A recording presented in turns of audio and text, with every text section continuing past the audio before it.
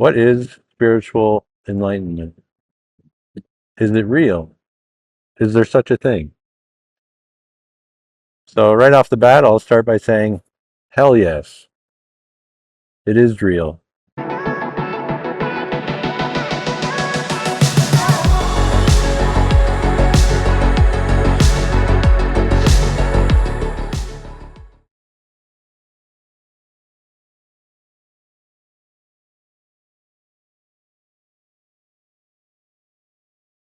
Hey, my friend.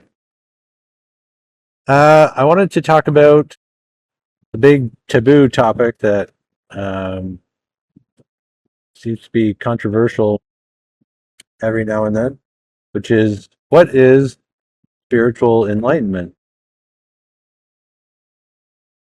If you've read anything I've written so far, or seen any of the videos I've done, then you'll know that what I talk about is directly connected to that most of the time. So, yeah, I just thought it would make sense to make a video that, you know, tries to describe as best as possible what exactly that is. What is spiritual enlightenment? Is it real? Is there such a thing? So, right off the bat, I'll start by saying, hell yes, it is real. And I realize that depending on who's watching this, that statement may ruffle some feathers because I know there's a lot of spiritual teachers out there uh, who enjoy toting the idea that enlightenment isn't real. It's just a mind made fantasy keeping you from experiencing real freedom. So, in one sense, you can see how that kind of makes sense. But I ultimately don't think that that's helpful because there certainly is something that happens to a human being at some point in the journey through consciousness where a genuine, real transformation takes place physiologically, emotionally, you know, there's a total body transformation that happens through this thing called spiritual enlightenment. And if I had to sum it up, I would say that spiritual enlightenment is what every human being is ultimately searching for, whether they're aware of it or not, and is ultimately the final destination for all human beings, all journeys eventually. Everybody is going to become enlightened. I use quotations because maybe it's an old habit and an old habit of trying to stay away from saying that enlightenment is something you become, enlightened is something you become. When the whole teaching of shifting into this enlightenment is a process of surrendering all attempts to become more than what you are. So, so there is the great paradox is that only when you reach the point where you're done, completely done seeking, searching, trying to make better, do you actually become something completely different than what you have been. And I'll just say you do become enlightened. There is something that changes you from head to toe, top to bottom, completely transforms your consciousness. And it's beautiful. I've even talked to many other spiritual teachers who've had awakenings themselves, who've had the enlightenment experience themselves, and they still teach the idea that there's no such thing as enlightenment. And like I said, that's because the process of shifting into freedom is letting go of the tendency to try to become something more than what you are. So in the one sense, that makes sense. But ultimately, saying flat out that there's no such thing at all, that it's just this fantasy, that's not helpful. Because you're intelligent enough to know that there must be some process that's happening here. This journey you're on is taking you somewhere. A pathless path it may be, but it's taking you somewhere nonetheless, into a new state of consciousness. So, enlightenment, spiritual enlightenment, is real. It happened to me when I was 20 years old. Ever since then, I would never, ever consider even the slightest idea that enlightenment isn't real. Before that happened, when I had come across the word enlightenment in spiritual books, my association to it was just an idea of it must be just coming into a state of balance, life, harmony with life. And that was it. That's all I really assigned to it.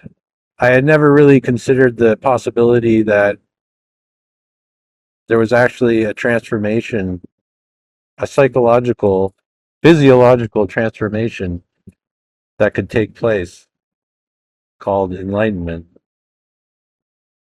And then when that happened, then I knew, holy crap.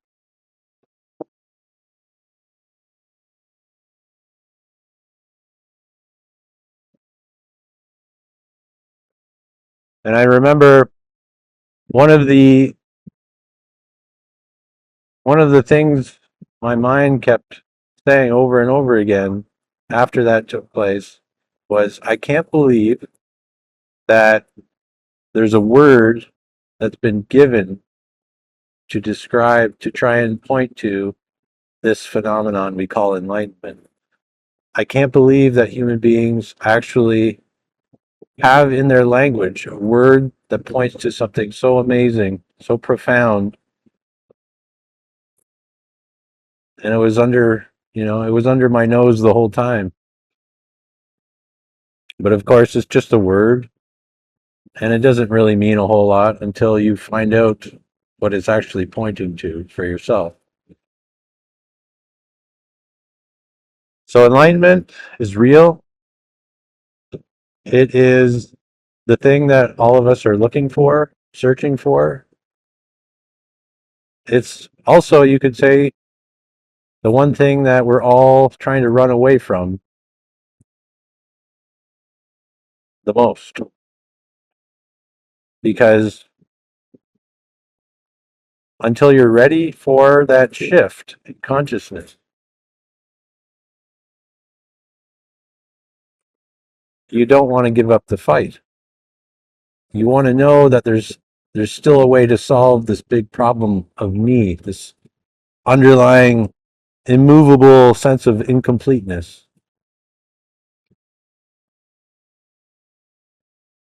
And naturally, enlightenment being total acceptance, total surrender to what is, doesn't really fit with that agenda very well. So it obviously has to be the last thing on the list because, and yet, this is the irony of it. The thing you're searching for is the experience of enlightenment. You're just believing that you have to wait for it.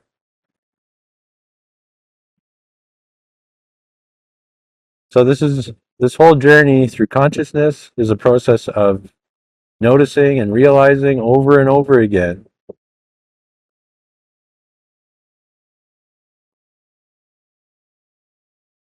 that You can't become more than what you are. Realizing that over and over and over again until you become so exhausted with yourself. You really have to get exhausted with yourself. You have to get tired of being you, a me. And of course, nothing really happens because the me, the idea of me, the programming of me is just that. It's a program. There's no real substance to it. When you get to that point where you're really tired of me, of being you, it's okay. You're ready. You know that it's okay to let it go because you know that really it was just a psychological effort, a deeply programmed psychological effort. And that's all that's going to die is the effort. And of course, the sense of me dies with that effort. And what remains? What remains?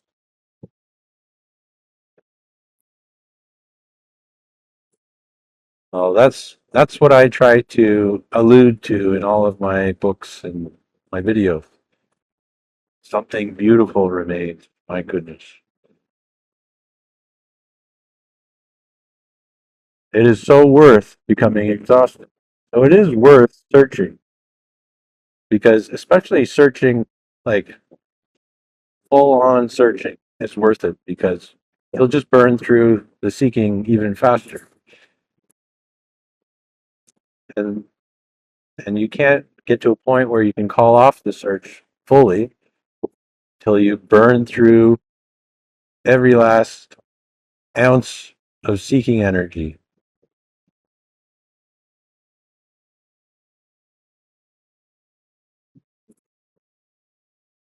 So, what is enlightenment? When it takes place? Can I describe it a bit better?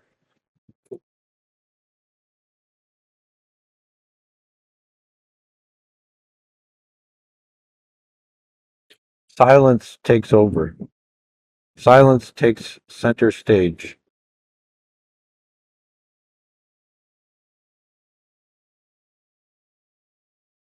And rather than there being a narrator of experience, there's just experience. A silent observer of that experience. An identityless observer of that experience. And it is wonderful. It's sublime. And of course, you're a human being. You return to the world. You still have the relationships that you've had. Those are going to change dramatically. It's a process. It's all a process of essentially dissolving back into the arms of existence, returning home. That's all this human journey is one big trip back home. You're thrown out into the jungle. You can't see much. You're groping everywhere. By and by, you start to learn a few things through experience. So, mostly what not to do. Till eventually you realize that doing anything ultimately is the issue. You just have to follow your own intelligence, your own gut instinct. And if it's telling you that there must be some design behind all of this, something is nudging you towards something, then listen to that. Don't ignore it. Just because some other, teacher or whatever out there says that, it's all pointless. You know, listen to your own experience because it's not futile. Yes, seeking is futile, but the process in which you have to burn through the seeking in order to fully surrender to life, it's not futile. It serves the purpose of burning that off, no longer being that seeker.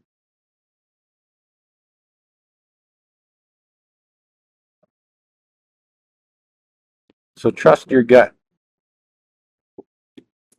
There's lots of well-intentioned, people out there who have their takes on the way things are. And that's all well and good. But if it doesn't seem like it totally resonates or makes perfect sense to you, then throw it out. By golly, throw it out. It's only going to act as an impediment. You'll get caught on some very subtle belief system. And you'll convince yourself that you need to continue suffering, that's your lot in life. There's lots of teachers out there that, some will say, practice this, whatever, for however long, and eventually you'll get to freedom. And then there's other teachers that say, practice nothing, and just understand these few concepts, and, Bob's your uncle.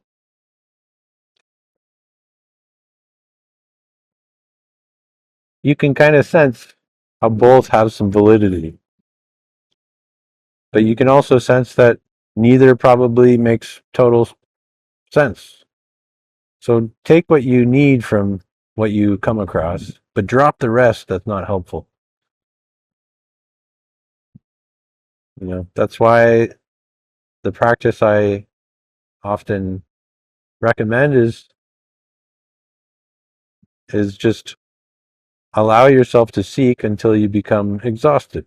Yes, the seeking is futile, but it's not in vain either.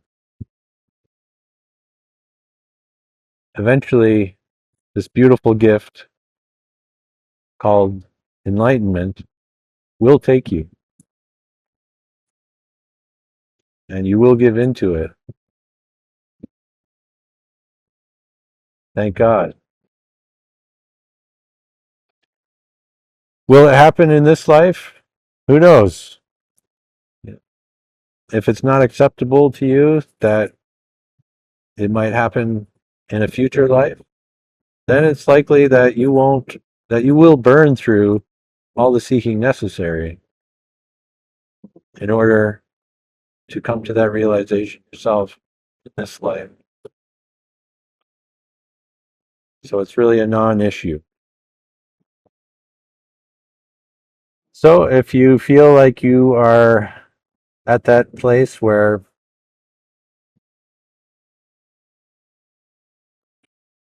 you are about to kind of take that metaphorical leap off of the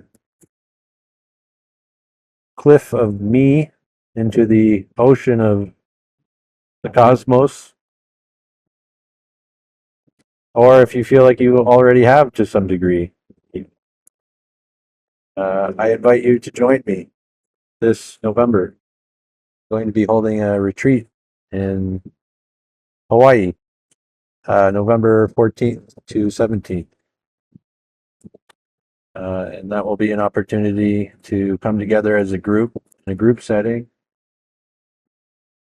There will also be one-to-one sessions, but it's an opportunity to